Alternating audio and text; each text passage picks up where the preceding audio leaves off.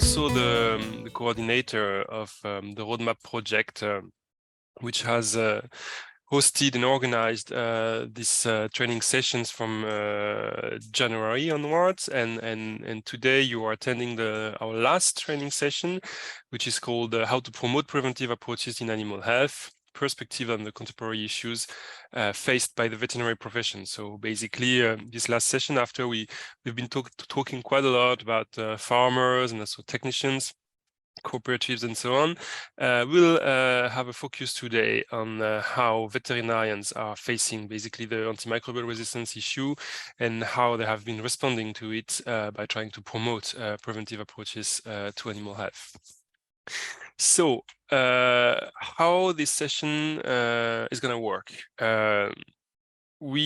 First of all, I'm going to take 20 minutes, perhaps 25, to present the main results regarding this topic of the roadmap project, so that you have a view, a glance of what we've achieved. Of course, these results will be presented and disseminated in other ways as well in due time, but if you check on our website, you can know everything about it.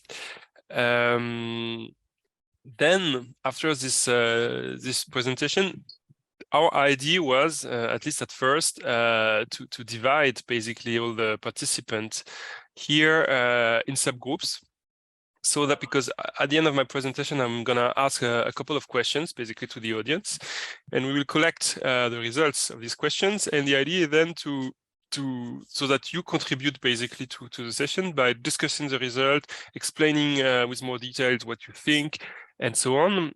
So we will see at the end of my presentation how many people are attending, and depending on that, we will decide to divide the room in two groups, or perhaps 3 groups. We will see in 20 minutes. Perhaps there will be a bit more people by then. And then we're going to spend half an hour, 35 minutes in those breakout rooms, where basically you will be able to give us feedback, comments, additional reflections to the points we've made, and of course as well the question we've raised. And finally, to conclude, everyone will go back in this room, the plenary session room, and we will all together wrap up basically each subgroup's contribution and conclude. So let me start. So the idea here that basically all the veterinarians we have interviewed or surveyed as well kind of agreed on this principle that prevention is better than cure, and that preventive approaches basically have a positive impact to reduce antimicrobial use, but that their development of preventive approaches is something that is complex, and doesn't only rely on changing behaviors. And this is definitely what I would like to focus today here, because in the past there have been studies and work on, how to change behaviors of farmers, perhaps of prescribers as well, and so on.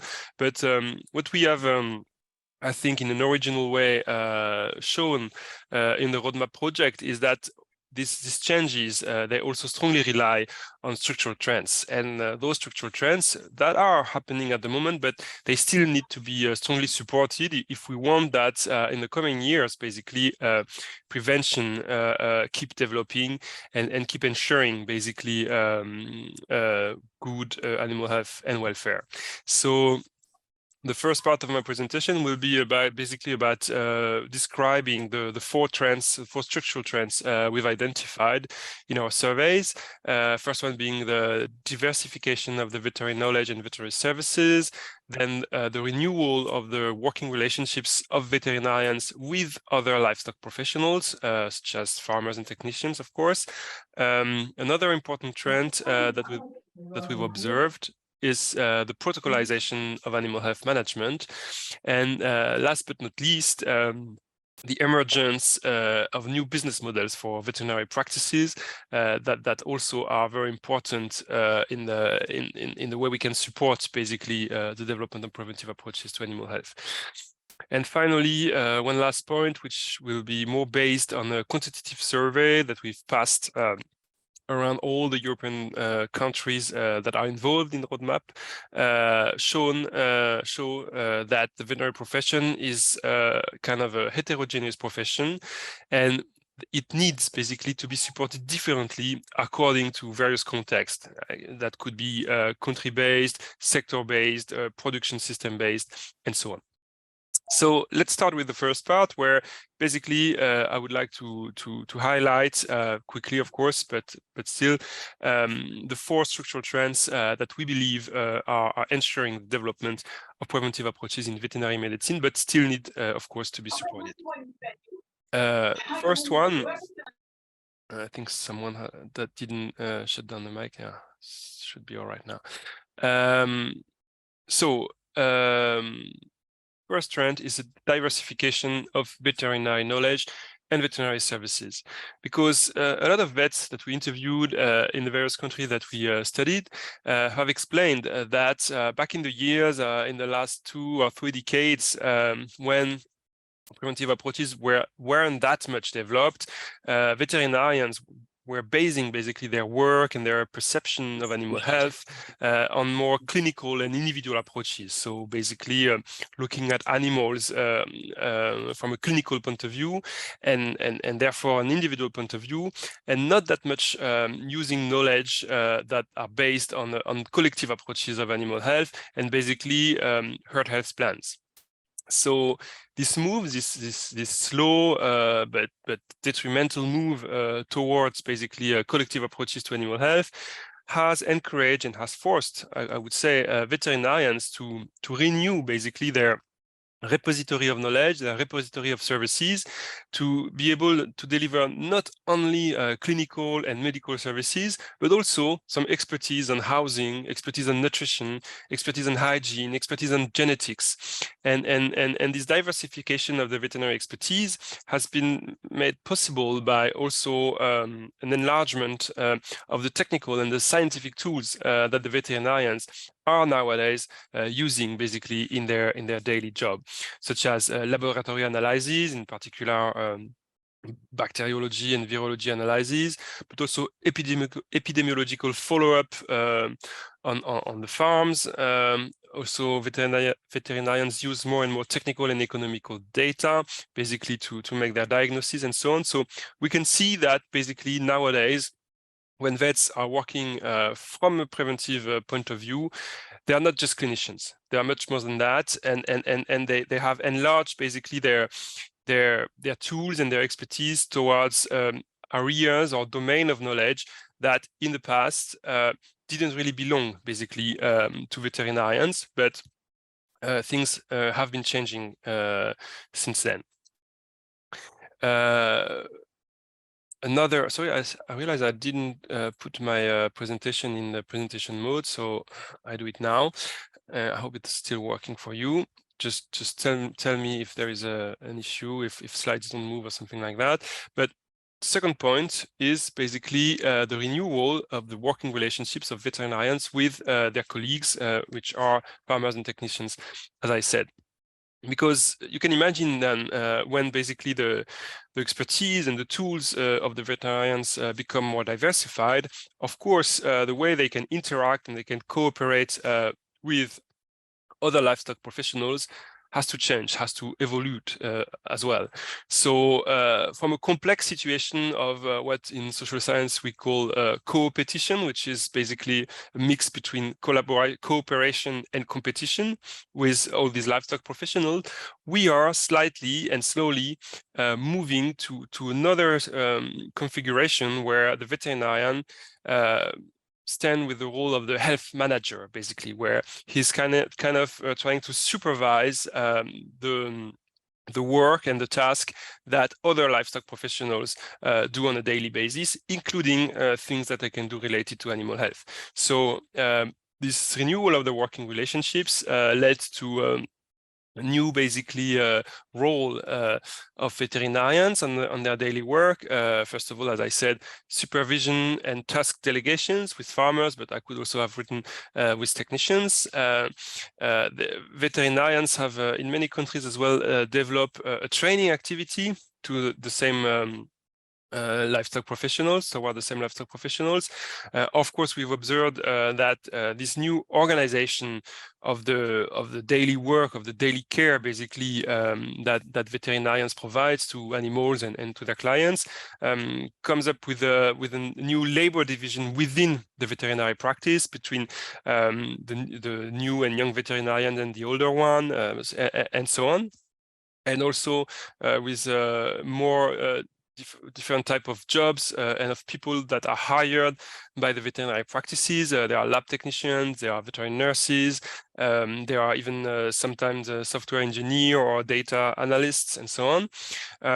And last but not least, another little trend on that point is that the clients basically of veterinarians and of veterinary businesses are not just anymore the individual farmers, but they can be organizations such as the producers organizations, the cooperatives, sometimes integrators in some sectors. So basically the working landscape of the veterinary profession has evolved quite a bit with this renewal of its professional expertise.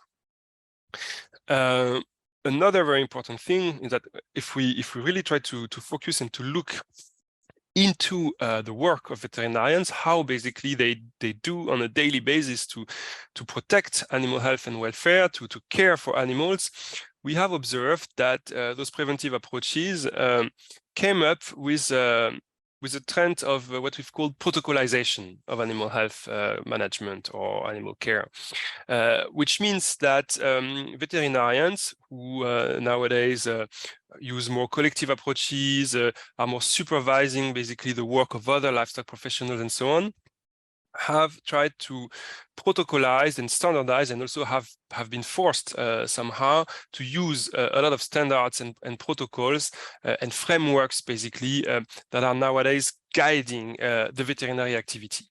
And those protocols, those standards, they can have different origin. They can mix as well different types of standards.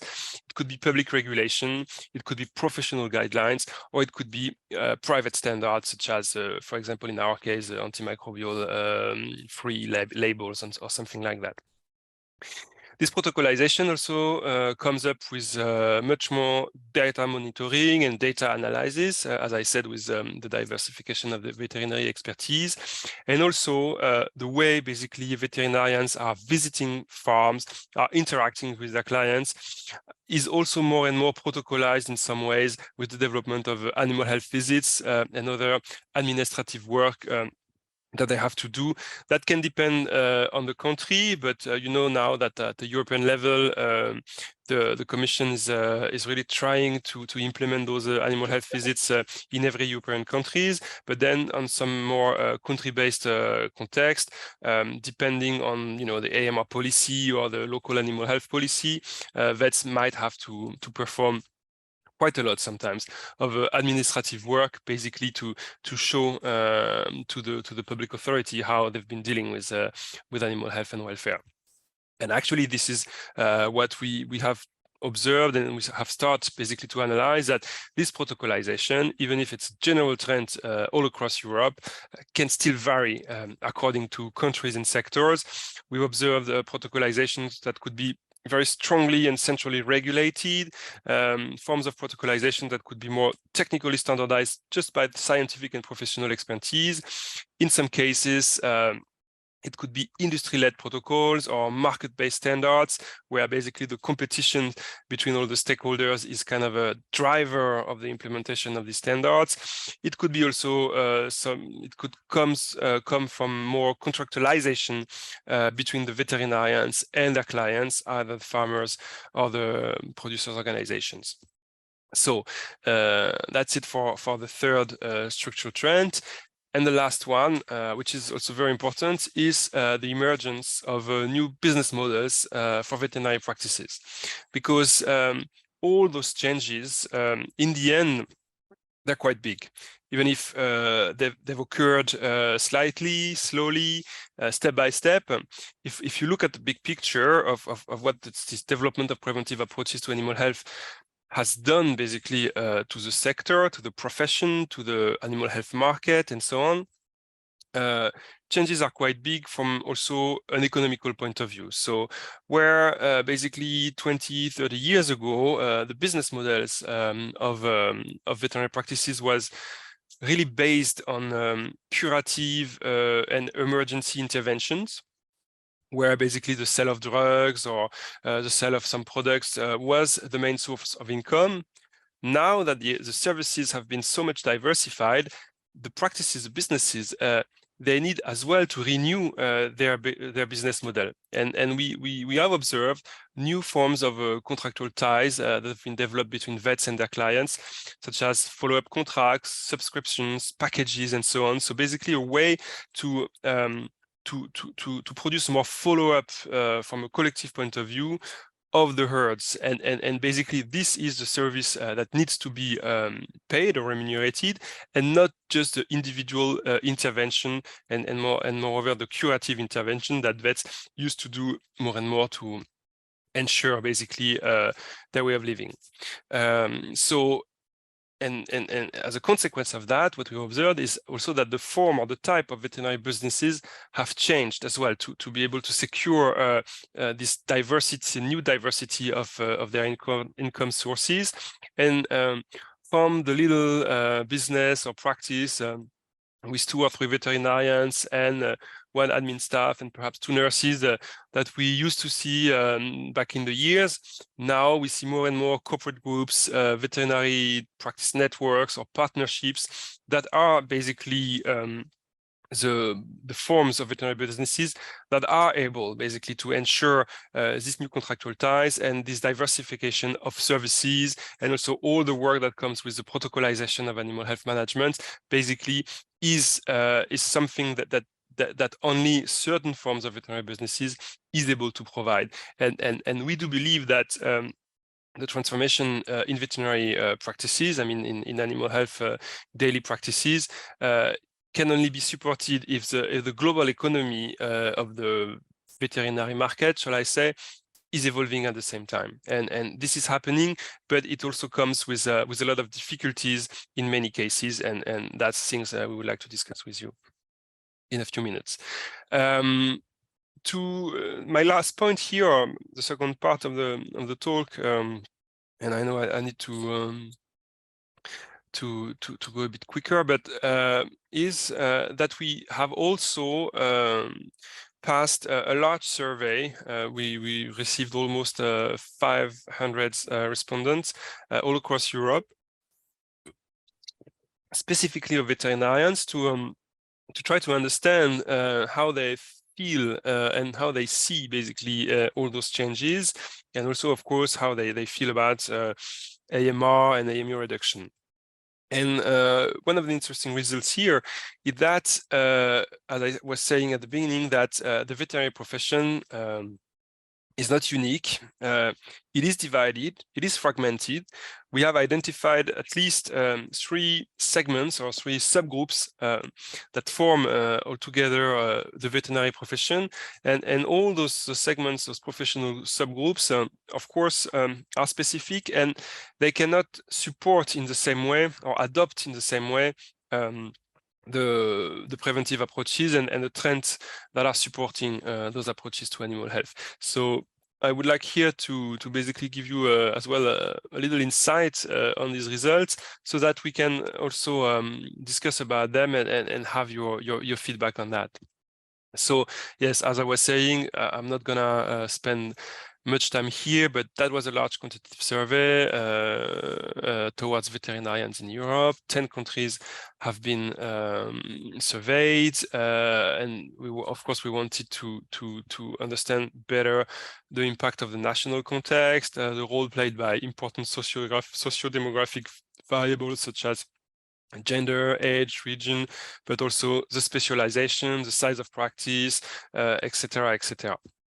So the main result here is what you see in the last line, is that all veterinarians are caring for animals, and this is how basically they would define their job, their professional identity, shall I say. But they feel concerned about AMR and AMU in different ways, and the way they care basically can be relatively variable. So I'm not gonna get into too much methodological details, but here is basically one of the map of the perception regarding preventive approaches and antimicrobial reductions that is illustrating basically our results. So we can see that the position of the veterinarian across Europe is dividing along two axes. The horizontal one is basically whether vets feel positive or negative regarding the collective consequences of antimicrobial use reduction. So basically economic issues, political issues, and so on. The vertical axis is the one where vet can feel positive or negative regarding individual consequences of AMU reduction. So basically, is it going to be increasing my workload? Is it going to be increasing or decreasing my own incomes or the workload of my clients, and so on and so on. So you could see that vets distribute very differently according to those two axes.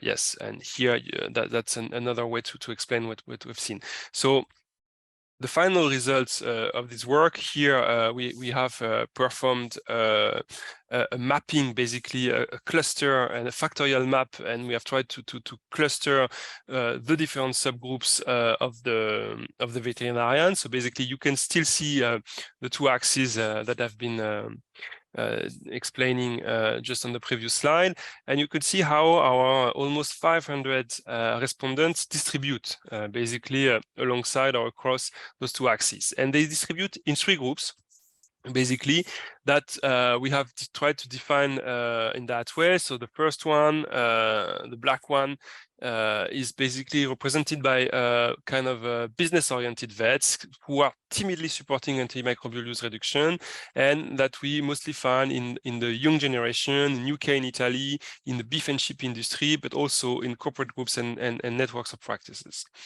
The second cluster, the red one, that you can see on the bottom left, are the vets who are the most public health oriented, really convinced by AMU reduction.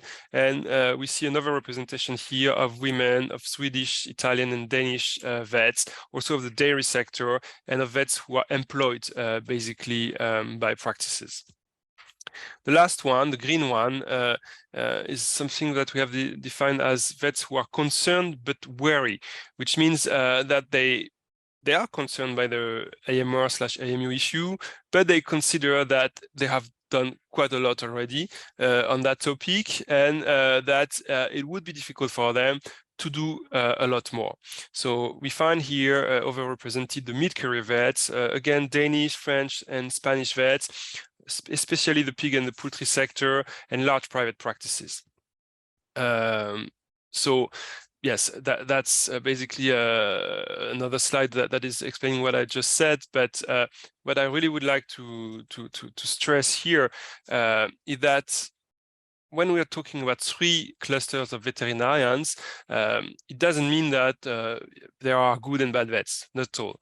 The idea is that we really observe three ways of caring for animals, of caring for farmers, but also of caring for the customers and so on. So all those vets feel concerned about animal health, about transition towards preventive approaches, about reduction of antimicrobial resistance, but they are not on the same points basically of a trajectory towards reduction, and they don't feel that those objectives can be achieved in one and unique way. So that is the important thing here, and to conclude basically that this is why we consider that of course preventive approaches support antimicrobial reduction, and the other way around. As I said at the beginning, it's not just a matter of awareness and behaviors, but they are structural changes that are very important to support those deep and long-lasting transitions. So, and of course, we need to be aware of risks and difficulties that those structural changes and structural trends may basically may reveal, and in some cases could reveal the development of a kind of a two paces veterinary medicine, where basically some sectors or some veterinarians are embracing basically those changings, while some have more difficulty basically to support and to accompany the global changes that is happening right now. But the final conclusion here is that it is not possible to engage with all the veterinarians in the same way, because socioeconomic and cultural background matter. And if we really want to push the whole professions to move all together towards this necessary transition towards preventive approaches, we need to address the different subgroups of the veterinary professions accordingly, basically. So that's it for now. What we would like is that you answer a series of 4 questions that basically are a way for you basically to give us your feedback and to comment on our results. And we will record basically your answers. So the first question is, yes, which ideas do you associate with preventive approaches? So please type up to 3 answers, up to 3 words, 1, 2, or 3 words that are going to appear on our screen here. And let's take another couple of minutes if you need some reflection. And then we're going to record those results, and we're going to discuss them together. I don't see another answer coming up, so let's move to the... I was wrong, perhaps. Oh, it's changing all the time now.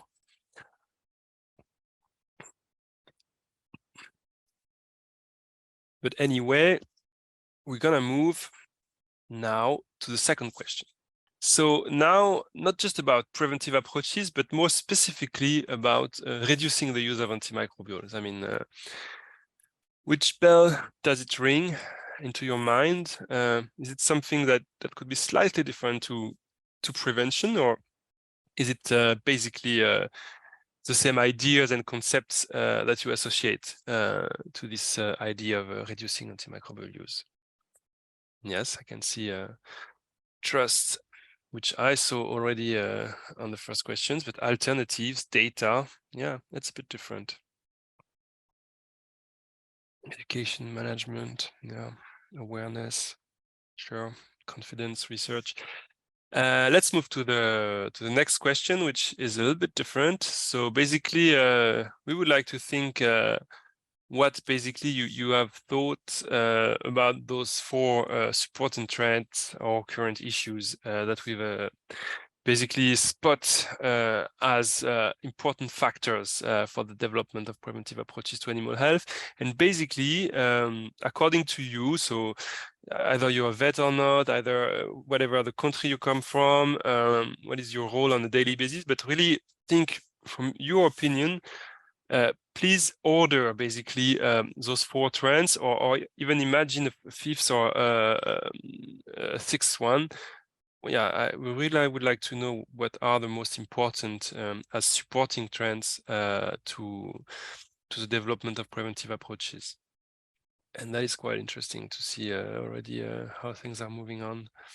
So yeah, we'll let you, and the app, I know that the app doesn't let you specify right now if you have another idea, because there might be other trends that we have missed, or that we haven't basically named in the same way you would have named them. But during the interactive session, of course, we would be happy if you could specify what you have in mind. That would be really, really useful for us.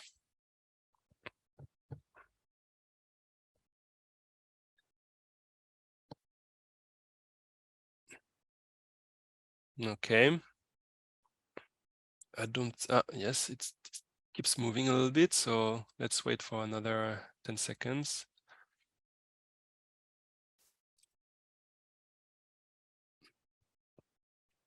Wonderful. And then let's move to the last question, which is divided in 2. One, and basically it reflects the 2 groups that we're going to create afterwards. So same thing. please order or classify the different types of vets that we have identified in your country and in the dairy sector. So do you think dairy vets are rather belonging to the business-oriented class, the public health-oriented class, or the concerned but wary class? And if none of this basically makes sense to you, you also would be able to specify in a few minutes what you have in mind.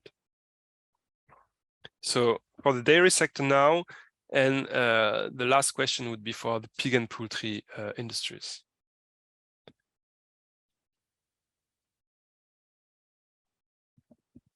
Oh, I can see that there is another idea. I'm looking forward to it.